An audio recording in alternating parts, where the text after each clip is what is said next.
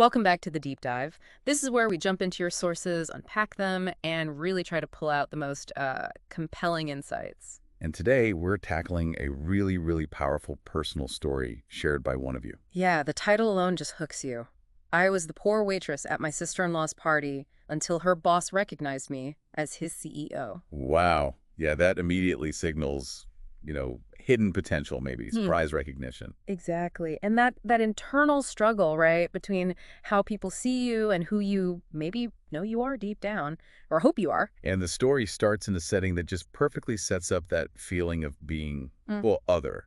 It's this fancy but kind of boring charity gala, hosted by the sister-in-law, Emily. Right. And our narrator, Maya, she's working the event as a waitress. So instantly she feels, out of place. The invisible one. Totally. And she contrasts herself so sharply with Emily's world, these polished, glamorous people, as she puts it. The description paints such a picture, the glittering ballroom, the chandeliers.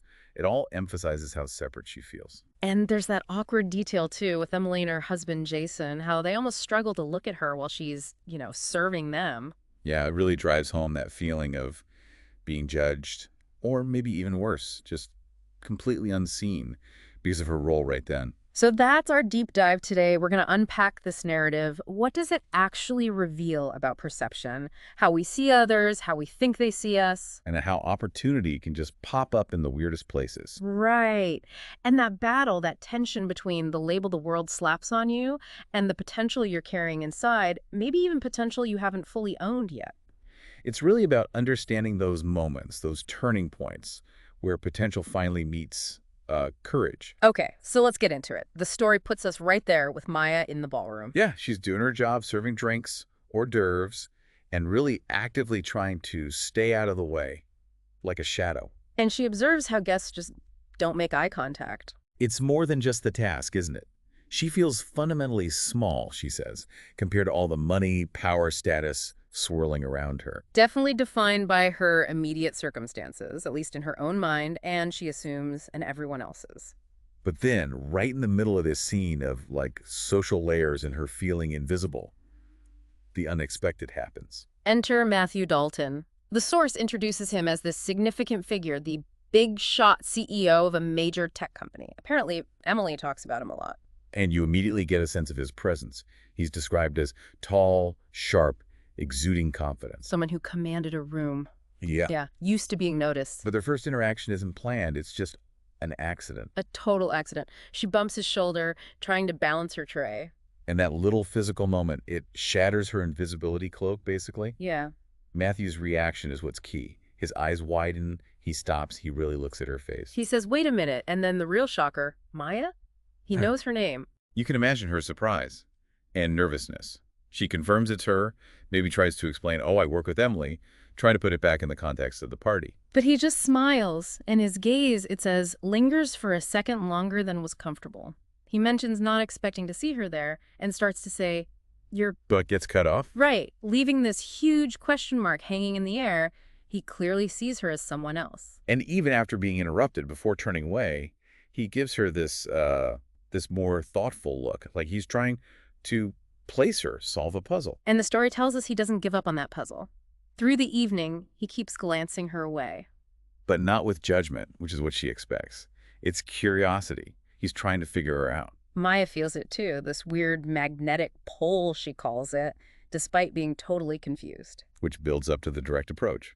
He walks over, taps her shoulder, asks if they can talk for a moment. And her internal monologue is pure shock, right? What could he possibly want?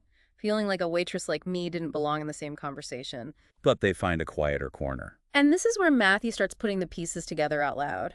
He says he recognizes her from somewhere, years ago. Thinks they maybe worked in the same industry. And then he gets specific. A tech startup project he was CEO of, looking for talent, meeting investors, candidates. He remembers a specific woman, very sharp, confident, presenting as a business consultant. He was sure she was on the short list. Maya's first reaction. Total denial. Confusion. I don't think I've ever met before, or I don't think I was part of that project. It's like his memory just doesn't compute with her reality. But Matthew's certain. He gently cuts her off. No, I'm sure of it. And his memory gets even sharper. Yeah, it says, you were a consultant for the negotiations. You told the investors your strategy on the spot. You're brilliant. Wow, brilliant. He's not just remembering a face, he's remembering her mind at work, her capability, which is the complete opposite of the role she's playing tonight. And then it hits him again fully. It's you. It's really you. Followed immediately by the killer question: why would you be here doing this if you could be running your own company? And that's where Maya's inner world just kind of implodes. She feels like a fraud, terrified he'll see she's nothing like the woman he thought she was. So she doubles down on the denial, tries to retreat back into that safe label. I don't know what you're talking about. I'm just Maya. I work here. It's fascinating, isn't it? Yeah. How strong that self-perception can be, that fear of being exposed is somehow lacking, especially if you don't have the usual credentials. But Matthew sees right through it with, the source says, amusement or understanding. He just says, bullshit. Huh, yeah. He dismisses the need for degrees, the flashy resume. He says she has something better. Intuition. He says, what you have, Maya, is rare. He saw her think on her feet. That's what impressed him. And then comes the offer, so direct. If you ever want to start pretending, stop hiding. You have a place with me, my company. He says, I've been watching for someone like you for years. And he puts the choice right to her. Do you want to stay hidden? Or Step up? Maya's just speechless, feels this heavy weight. This is the absolute core of it, isn't it? His view of her potential crashing into her own fear and self-doubt. how does she reconcile brilliant consultant with her reality of just trying to get by, lacking that formal education, those credentials? The source mentions her past having to leave college because her parents couldn't afford it. That must have cemented this idea that she needed those pieces of paper. That opportunity was tied to things outside her control. So the fear of failure is palpable. What happens if I fail? What if I try and I can't do it? That's a powerful voice, that what if I'm not enough? It can totally paralyze you, especially when the opportunity feels this huge, this undeserved almost. Matthew seems to get it, though. His tone softens. He acknowledges failure is part of the process. But insists she won't fail as she trusts herself. He keeps hammering it home. You have the drive, you have the skills, all you need is the opportunity. He is giving her the opportunity. She just needs to find the belief. And the weight of that decision is just immense. She feels like she's on the edge of a cliff, wants to jump, but is terrified of losing the small, safe life she knows, the one with lower stakes. So she asks for time to think. And his parting words stick with her. Opportunities like this don't come every day, and don't let fear hold you back. The next few days, a complete whirlwind of emotions, the source says, his words just echoing. You're not just any waitress, you've got potential, I see it in you. She feels completely stuck. Going back to her old life feels impossible now the store has been opened. But stepping through, terrifying. And you have to imagine contrasting her situation with Emily's world, maybe those past judgments about being the poor relative. It probably makes the idea of stepping into Matthew's world even more intense. Yeah, so this internal struggle pushes her to seek some outside perspective. Not validation exactly, but maybe help processing it, help believing it could be real. So she reaches out to Lily, a former college classmate, now a successful entrepreneur herself, someone who knew her back then. And Lily's response is quick and exactly what Maya needed to hear, apparently. Maya, you are more than capable. You've always had the drive. Don't let fear hold you back. If you want this, you can take it. That confirmation from someone who knew her past, her abilities, it seems to give her that missing piece, that belief in me she couldn't quite find on her own. But the source makes a really crucial distinction here. It wasn't just about Matthew seeing her potential or Lily backing her up. Right. The real shift had to come from inside Maya. She realized she'd been living her life for everyone else, for their expectations maybe, or the limitations she'd accepted. She needed to start living for me. And that very night, she makes the decision to stop hiding, to stop settling. The next morning, the source describes this shift, a sense of purpose. The fear isn't gone, but it's not in charge anymore. She does it, sends the message to Matthew. I'm in.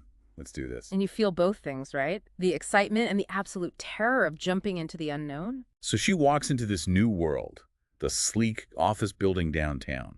Initially feels like a fish out of water. Totally different environment. But the key difference this time is her mindset, her determination to own this space, not just sort of sneak into it. And Matthew's welcome reinforces that. He's warm, expresses immediate trust, tells her she's the right person to lead this project, that her perspective is exactly what we need. It's not charity. He genuinely values what she brings. And that helps her start to feel like maybe, just maybe, she actually belongs there. The period that follows is described as a blur. Learning, challenges, moments where the self-doubt definitely creeps back in. But crucially, also growth, real growth. And Matthew's support is vital. Advice, encouragement, and most importantly, trust. That trust is everything, isn't it? It allows her the space to find her footing, to build confidence in this new version of herself. And this whole journey kind of culminates in one specific moment. She's presenting at a company meeting, standing there, speaking with conviction, owning it. Afterwards, Matthew's simple words bring it all full circle. You did it, Maya. I knew you had it in you.